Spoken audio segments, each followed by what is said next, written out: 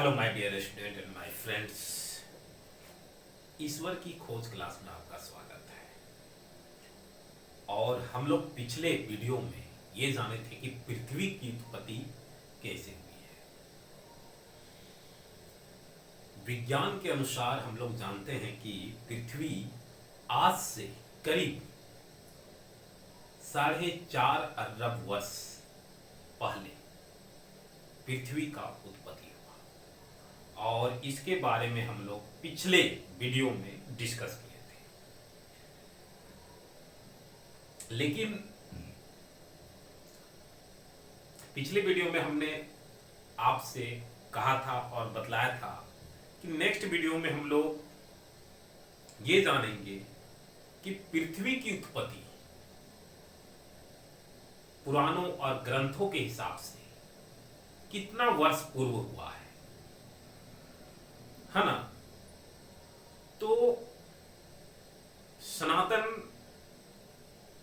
धर्म में जो ग्रंथ है या कह सकते हैं कि हिंदू धर्म के ग्रंथों के हिसाब से पृथ्वी की उत्पत्ति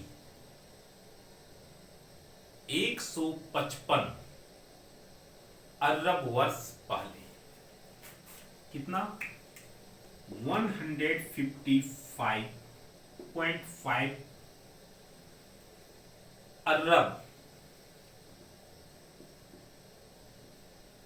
अरब वर्ष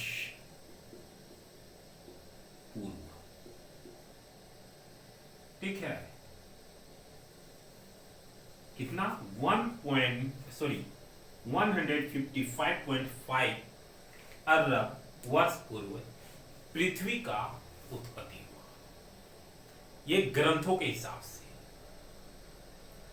हम लोग जानते हैं साइंस के हिसाब से, विज्ञान के हिसाब से, पिछले वीडियो में हमने बताया था आपको कि ये सूर्य में ब्लास्ट होने के कारण पृथ्वी का जन्म हुआ। लेकिन यहीं पे इसका बताया जाता है कि जब संसार नहीं था, जब कुछ भी नहीं था, जब पूरी दुनिया शून्य थी, कुछ भी नहीं था, तब एक ऊर्जा उत्पन्न होती है।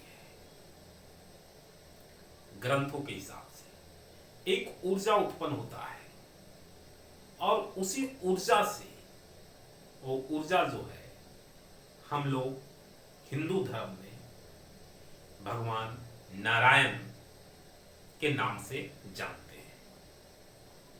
भगवान नारायण जो है एक रूप, एक आकार में उत्पन्न होते हैं। यानी कह सकते हैं कि एक ईश्वर का कोई आकार नहीं होता है, जिसकी अभी हम लोग खोज कर रहे हैं। लेकिन हम लोग कह सकते हैं ग्रंथों के हिसाब से कि हमारे ईश्वर यानी भगवान नारायण सबसे पहले वो शून्य से, वो ऊर्जा से एक आकार में उत्पन्न होते हैं।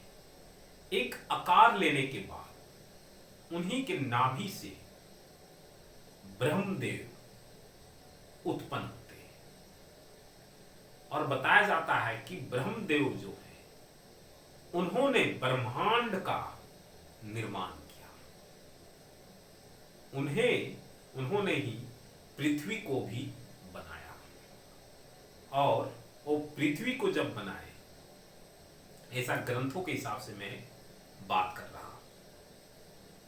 और जितने सृष्टि में रचना हुई सब उनके द्वारा किया गया। ये ग्रंथों के हिसाब से हम जाने।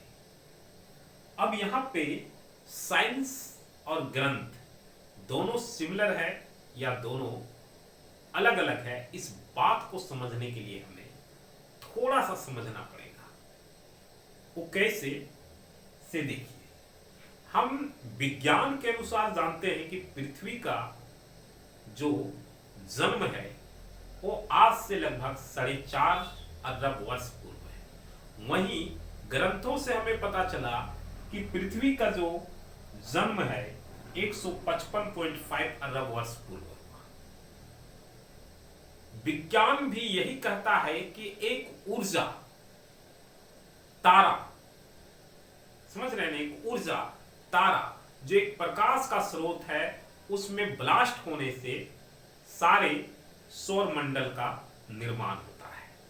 समझ रहे हैं ना, उसमें जब ब्लास्ट हुआ तब सौर मंडल का निर्माण हुआ। और ग्रंथ भी यही कह रहा है कि एक ऊर्जा जब शून्य थी तो एक ऊर्जा, और उस ऊर्जा से एक आकार आता है, और उसी आकार से जो है ब्रह्मदेव बनते हैं एक आकार रूप में, और उन्हीं के द्वारा जो है सृष्टि का रचना होता है। यानी कि दोनों पहले में क्या था, पृथ्वी से पहले दोनों जगह पे ऊर्जा ही था, पार्टिकल्स था, एक ऊर्जा का स्रोत था।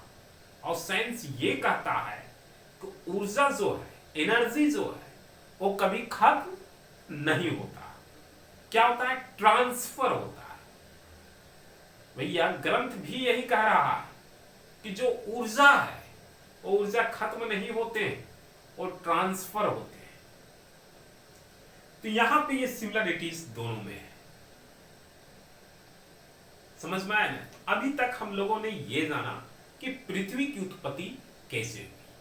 हम लोग अब नेक्स्ट वीडियो में ये जानेंगे कि पृथ्वी की तो उत्पत्ति हो गई, बट उस पे जीवन काल कब आरंभ हुआ, पृथ्वी में जीवन काल कब आरंभ हुआ, और पृथ्वी का पहला जीव कौन सा है।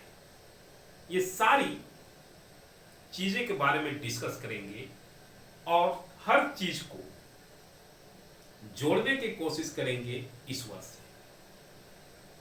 और अंत में हम लोग पता कर लेंगे कि ईश्वर क्या है। तो आज के लिए इतना ही, फिर मिलते हैं नेक्स्ट क्लास में नेक्स्ट वीडियो के साथ। तब तक के लिए आप हमें इजाजत दीजिए। जय हिंद, जय भारत।